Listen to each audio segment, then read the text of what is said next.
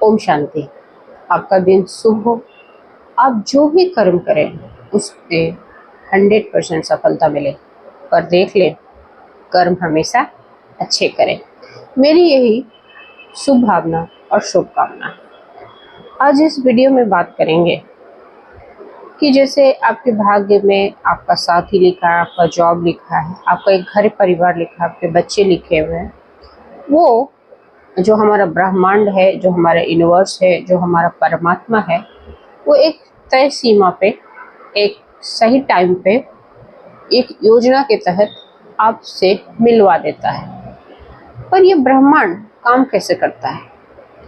अब बहुत लोग अपने जीवन में देखे होंगे कि अभी जॉब के लिए स्ट्रगल कर रहे हैं, अपने जीवन साथी के लिए स्ट्रगल कर रहे हैं, उनकी शादी नहीं हो पाई है और उन्हें ऐसा लगता है कि उनकी ज़्यादा उम्र हो गई है। पर वाकई में क्या उनकी ज़्यादा उम्र हो गई है? क्योंकि परमात्मा के अनुसार तो परमात्मा जो यूनिवर्स है वो एक योजना बनाता है आपके जीवन में, और आपको उस योजना के तहत एक समय के अनुसार आपके जीवन में जो समय आएगा, जैसे कि कोई भी इंसान का एक समय होता है कि उस समय उसका भाग उदय होगा, उसी समय आपको अपने जो भाग्य में होगा वो आपको मिल जाएगा। लेकिन हमारा जो दिमाग है वो एक ही चीज़ में बार बार असफलता मिलने से निराश हो जाता है और हम वहाँ से क्विट करना चाहते हैं। हम उस जीवन से हार जाते हैं और हम सोचते हैं कि अब हम इस अपनी जॉब है तो अपना स्ट्रीम ही चेंज कर लें, और अगर हमें शादी नहीं मिल रही है तो हम ये मान लें कि हमने कोई ऐसे कर्म ही नहीं किए हैं, किसी के साथ हमारा कार्मिक अकाउंट ही नहीं है जो हमारा जीवन साथी बनेगा। नहीं, ऐसा नहीं है। हर इंसान दो तरह का ही कर्म करता है, अच्छा और बुरा, शुभ कर्म और अशुभ कर्म, और वही संचित होकर आपका प्रारब्ध बनता है। उसमें से कुछ कर्म को आपका प्रारब्ध बन जाता है और फिर वो आपकी जो भी भाग्य में आना होता है, शादी, बच्चे, परिवार, जॉब, वो तय सीमा पे आता है। पर हम बड़े परेशान होते हैं। तो यूनिवर्स आपकी योजना बनाता किस आधार पे है? वो आपके कर्म के आधार पे ही बनाता है। पर टाइम लाइन होता है कि अगर मैं बोल दूं कि आप 21 दिन ये जाप करो तो आपको सफलता मिलेगी, तो 21 दिन आप बड़े मन लगाकर मेहनत करते हो, और जब 22वें दिन वो आपको नहीं मिलता है तो आप फिर निराश हो जाते हो। आपको लगता है ये सब झूठ है, ये सब मैनिफेस्टेशन, ये सब प्रार्थना, ये सब बेकार की बातें हैं। पर इसको समझने के लिए आपको एक स्टोरी भी सुनना पड़ेगा। बड़ी ही रियल इंसान की कहानी है, दीपक नाम के लड़के की है, जो मेरा भाई है। बड़ा ही भाई जो है वो बहुत अपनी जॉब में बहुत ही कर्मठ इंसान होते हैं, जो बहुत मेहनत करते हो, और उस मेहनत को उनको फल भी मिल रखा है जॉब में। काफ़ी अपनी जो कंपनी है उनकी, उसमें बड़े अच्छे हाई पोस्ट पे वो हैं, और उनको बार बार उनको रिवॉर्ड मिलता रहता है उस अपने काम का। लेकिन जीवन के दूसरे हिस्से, जहाँ पे वो जीवन साथी के लिए ढूंढते हैं अपने जीवन में साथी मिले, वहाँ वो निराश है। एक तरफ वो चमक रहे हैं और दूसरी तरफ उनके जीवन में अंधेरा है, और जबकि उनके जो दोस्त हैं उन सबकी शादियाँ हो गई है।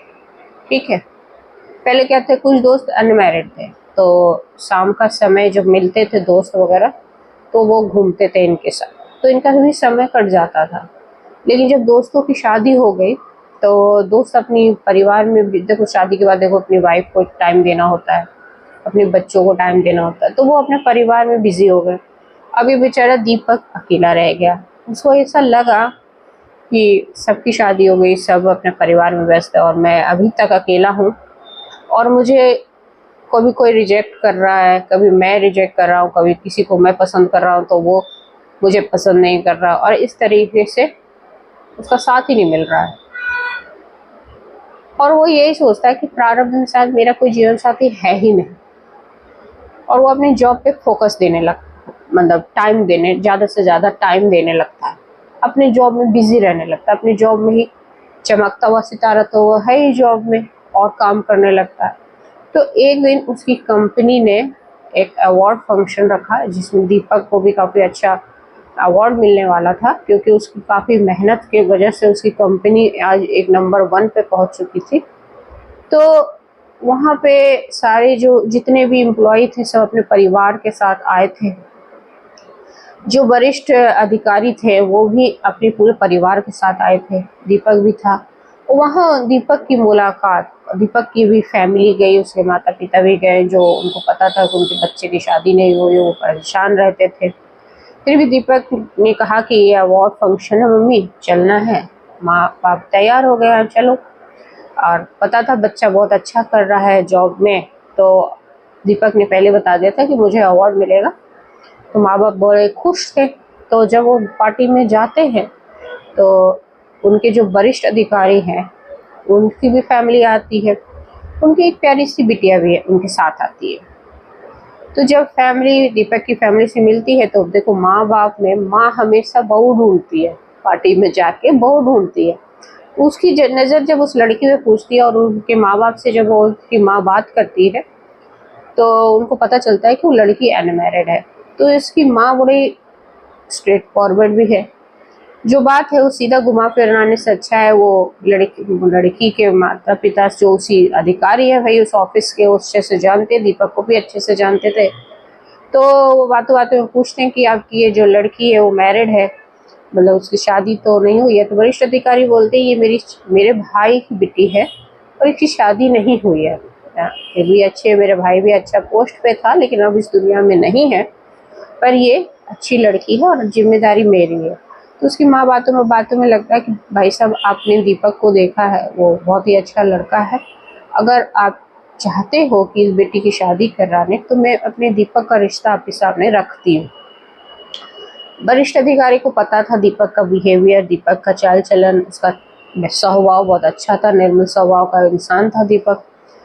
और वरिष्ठ अधिकारी को भी लगता है कि हाँ चलो अच्छा रिश्ता हो सकता है, लेकिन वो सारी जो जिम्मेदारी अपनी बेटी पे सौंप कह देते हैं कि बेटी तुम्हारी मर्जी से, दीपक यहीं पे है, तुम चाहो तो बात करो। दीपक को कुछ पता नहीं है कि इस पार्टी में उसके मतलब उसका भविष्य तय हो रहा है।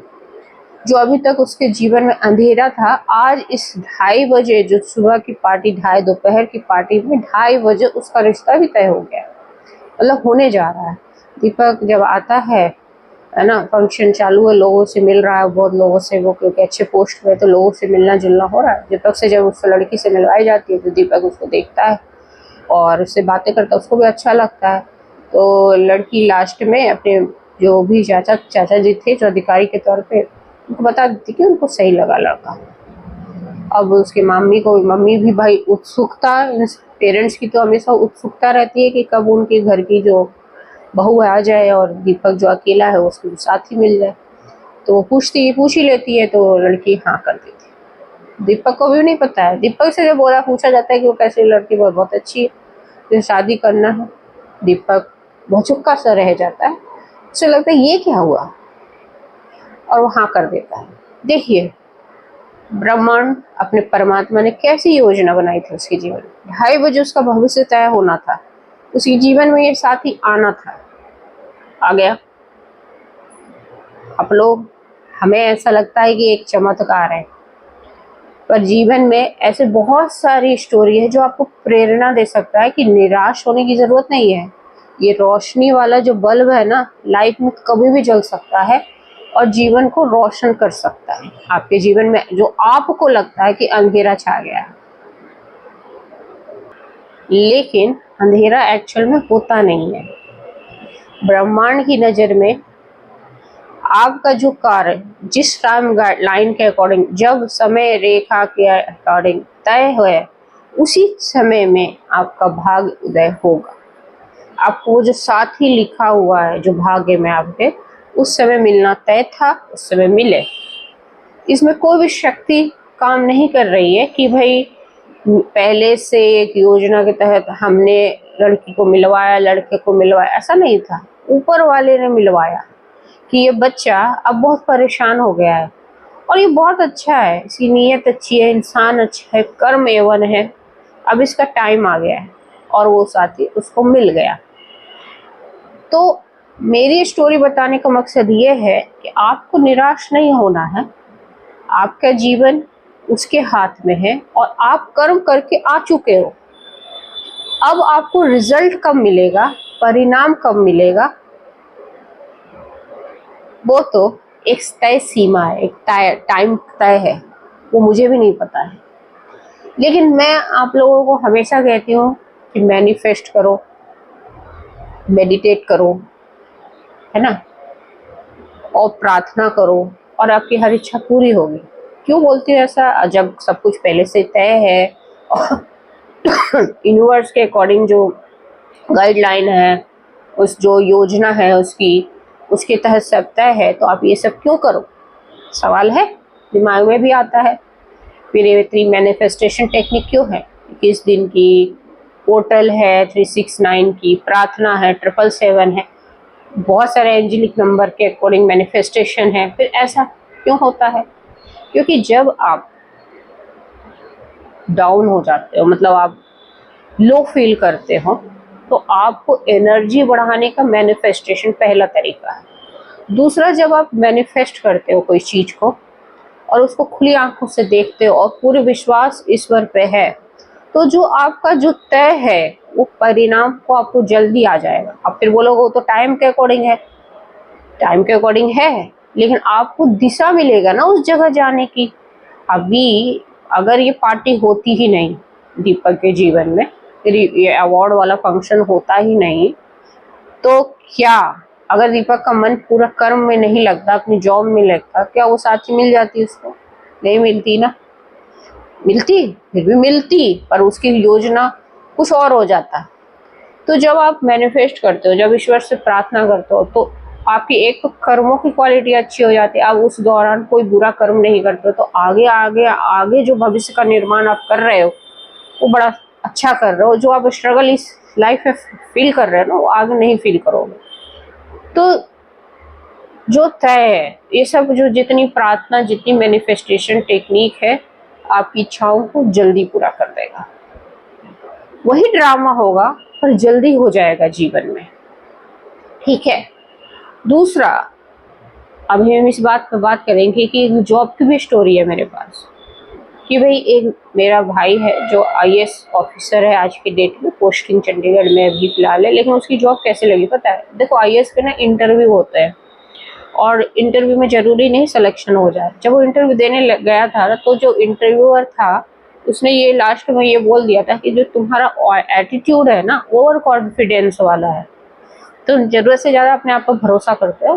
तो इसको ये लगा कि ये जो इसको रिव्यू मिला है, इसको जो अधिकारी ने बोल दिया है, जो मनीष था, तो मनीष को ऐसा लगा कि उसको ये जॉब गई, ठीक है, और वो भूल गया इस एग्ज़ाम इंटरव्यू को दे के। और बहुत सारे और भी थे जिनका इंटरव्यू अच्छा गया था और उनका रिव्यू भी जो इंटरव्यूअर ने दिया था काफ़ी अच्छा गया था। और ये सोच के कि ये फेल हो जाएगा और ये लास्ट अटैम्प्ट था, ये अब दूसरे एग्ज़ाम की तैयारी कर रहा था और उसमें इसका सिलेक्शन हो गया था और उसको विदेश जाना था उसके लिए, इस जॉब के लिए। विदेश टिकट भी हो गया, एरोप्लेन पे बैठ गया जाके, ठीक है। और परिवार वालों को पता चला कि रिजल्ट आ गया है और इसका सिलेक्शन हो गया। जल्दी जल्दी एयरपोर्ट पहुंचते हैं, बैठा हुआ यात्री को उतारा जाता है वहां से, क्योंकि बोर्डिंग होने के बाद भी काफ़ी दिन बाद एरोप्लेन चलती है, ठीक है। उतारा जाता है उसको और फिर वो पोस्टिंग के लिए IAS की पोस्टिंग पे जाता है, जहाँ विदेश का उसका कैंसिल हो जाता है। तो जो विदेश था, विदेश के जो यात्रा चल रही होती, वो भाग्य में था ही नहीं। उसका भाग्य तो IAS बनना ही था। लेकिन हम क्या सोच लेते हैं कि हमें असफलता मिल रही है, हमें निराशा मिल रही है, हम रिजल्ट भी अपना खुद घोषित कर देते हैं, हम उसका भी वेट नहीं करते। हमें लगता है कि नहीं, हमारा तो होगा नहीं।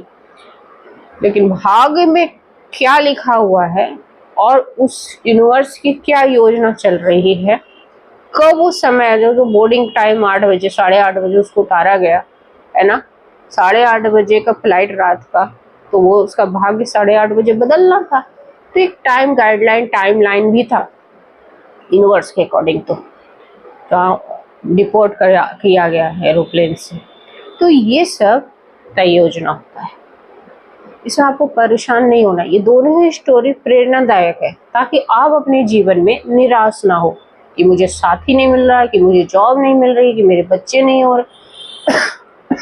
किसी के पास जॉब है तो साथी नहीं, साथी है तो जॉब नहीं, और जॉब दोनों चीज नहीं है किसी के पास, एकदम निराश हो गया, अकेला हो गया। अब सोच रहा कौन सा रास्ते पे जाऊं, और अचानक से ये दोनों ही चीज एक ही समय पाना होता है। ऐसी भी स्टोरी है मेरे पास फिर कभी। तो आप दोनों स्टोरी से ये सीख लेना कि आपके जीवन में भी यूनिवर्स में बहुत अच्छा लिखा है, जो कि हर इंसान अच्छे कर्म करके आया है, और जो बुरे कर्म किया है उससे हो सकता है उसकी वजह से कुछ लेट भी हो जाए जीवन में, लेकिन आपको दुखी नहीं होना है। जय हिंद, जय भारत।